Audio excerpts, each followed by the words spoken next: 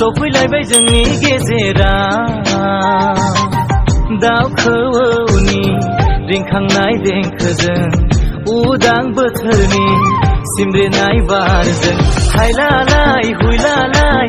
बेसेदि समायना बैसागु बोथोरा बेसेदि रमायना गोदान बोथोरा जथेरनोबो हालिया आं मावथेरनोबो रोंलिया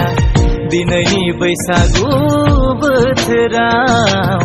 दिनैनि रंजालि बोथोराव आखायाव आर'नाइ गोसोआव बिबार माला आखायाव आर'नाइ गोसोआव बिबार माला नोंखौनो बराय हरनो बैसागु बोथोराव नोंखौनो बराय हरनो